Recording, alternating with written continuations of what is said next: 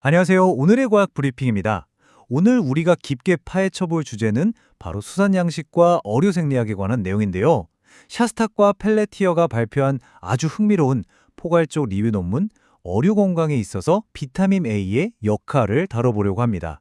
사실 비타민 A가 중요하다는 건 다들 아시겠지만 구체적으로 물고기의 면역력이나 항산화 능력, 그리고 성장에 어떤 다면적인 역할을 하는지 오늘 저와 함께 차분하고 과학적인 시각으로 하나하나 짚어보시죠.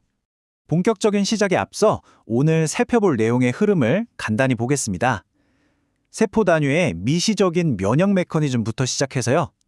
점차 시야를 넓혀 물고기의 거시적인 성장, 그리고 실제 양식장 관리 전략까지 총 6개의 파트로 나눠 체계적으로 살펴보겠습니다. 첫 번째 섹션입니다. 비타민 A의 생물학적 필수성.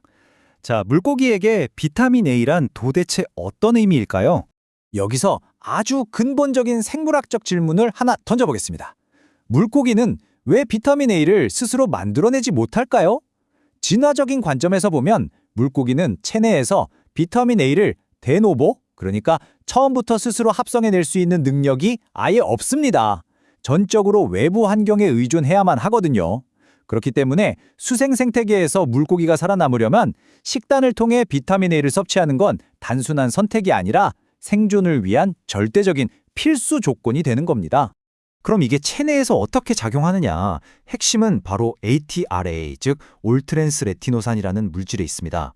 비타민 A가 몸에 들어오면 여러 형태로 바뀌는데 그중에서 이 ATRA가 생물학적으로 가장 활발하게 일하는 대사산물입니다.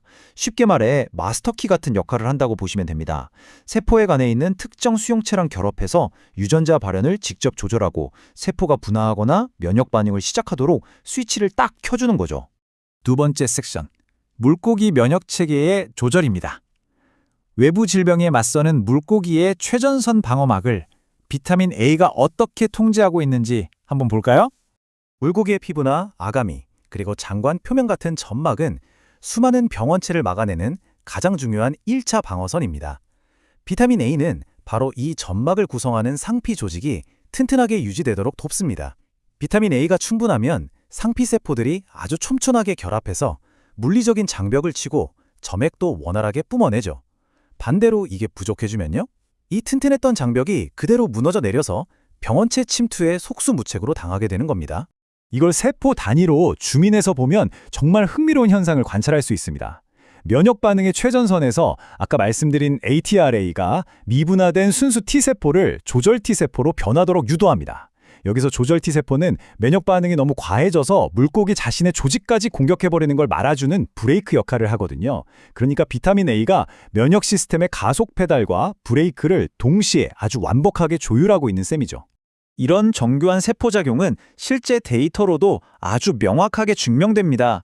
한 연구에 따르면요, 나일 틸라피아에게 비타민 A를 적절히 보충해줬더니 병원균을 파괴하는 강력한 무기인 초과산화불 음이온 생산이 최대 233%나 극적으로 증가했습니다. 체내 질병 저항력을 말 그대로 폭발적으로 끌어올린다는 아주 확실한 과학적 증거인 거죠. 세 번째 섹션, 산화 스트레스와 항산화 방어입니다.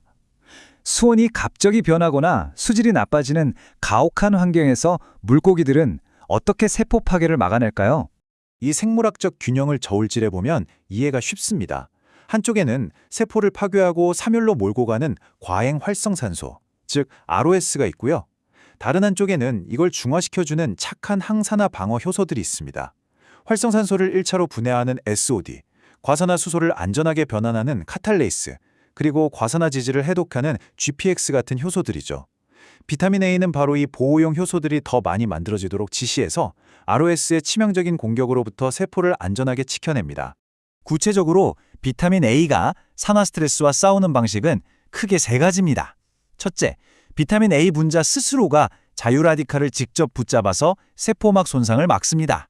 둘째, 방금 말씀드린 SOD, CAT, GPX 같은 항산화 요소들의 능력을 유전자 수준에서 쫙 끌어올려주고요. 셋째가 특히 재밌는데 극심한 스트레스 상황에서는 자가 포식을 유도합니다. 손상된 단백질을 세포 스스로 분해하고 재활용해서 어떻게든 생존력을 높이는 아주 놀라운 자가 정화 시스템을 가동하는 거죠. 네 번째 섹션입니다. 성장 및 발달의 촉진. 지금까지는 눈에 보이지 않는 미시적인 면역과 항산화 능력을 봤다면 이제 이게 실제 눈에 보이는 물리적인 성장으로 어떻게 이어지는지 볼 차례입니다. 비타민 A는 방패 역할만 하는 게 아닙니다. 장기나 뼈가 제대로 만들어지기 위한 일종의 건축 블럭이기도 하거든요. 특히 ATLA는 체내에서 마치 스테로이드 호르몬처럼 행동하면서 세포를 증식시키고 초기 배아 단계에서 골격의 뼈대를 잡는 걸 강력하게 지휘합니다.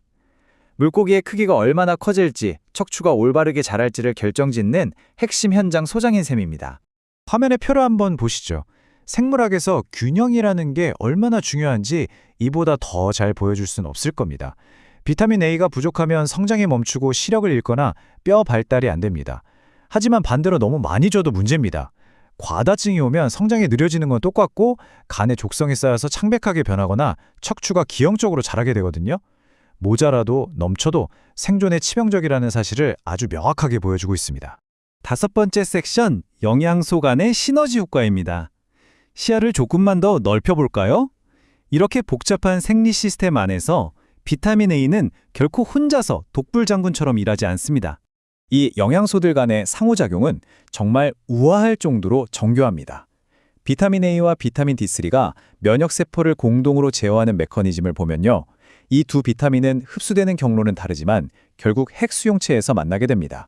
그리고 상황에 따라 서로의 작용을 억제하기도 하고 반대로 촉진하기도 하면서 면역 반응이 지나치지도 모자라지도 않게 아주 미세한 균형을 완벽하게 맞춰나갑니다.